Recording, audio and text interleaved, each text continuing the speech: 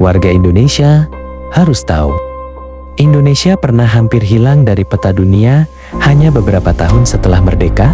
Desember tahun 1948, Belanda melancarkan agresi militer kedua. Yogyakarta, ibu kota Republik saat itu, berhasil direbut. Presiden Soekarno, Wakil Presiden Hatta, dan para pemimpin ditangkap. Dunia luar mengira Republik Indonesia sudah tamat. Tapi yang tidak banyak orang tahu, di sebuah kota kecil bernama Bukit Tinggi, Sumatera Barat, lahir penyelamat yang sunyi. Seorang tokoh bernama Safruddin Prawira Negara menerima pesan darurat tanpa sorotan, tanpa upacara, tanpa kemewahan.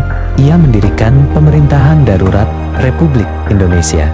Tanggal 22 Desember tahun 1948, ia menyatakan bahwa Republik Indonesia masih berdiri di tengah hutan, berpindah-pindah tempat, tanpa fasilitas, tanpa kepastian. Pemerintahan darurat itu berjalan. Dokumen ditulis di rumah-rumah rakyat, keputusan negara dibuat di pedalaman. Radio sederhana menjadi penghubung dengan dunia luar, dan dari sanalah pesan penting dikirim. Indonesia belum kalah. Jika PDRI tidak berdiri, Belanda bisa mengklaim bahwa Republik telah bubar. Dunia mungkin akan percaya. Namun, berkat keberanian Safruddin dan para tokoh di Sumatera, eksistensi Indonesia tetap diakui. Beberapa bulan kemudian, tekanan internasional memaksa Belanda berunding, dan akhirnya kedaulatan Indonesia diakui. Tanpa PDRI, mungkin sejarah Indonesia akan berbeda. Ini bukan kisah perang besar, bukan pula pertempuran berdarah. Ini adalah kisah tentang kepemimpinan sunyi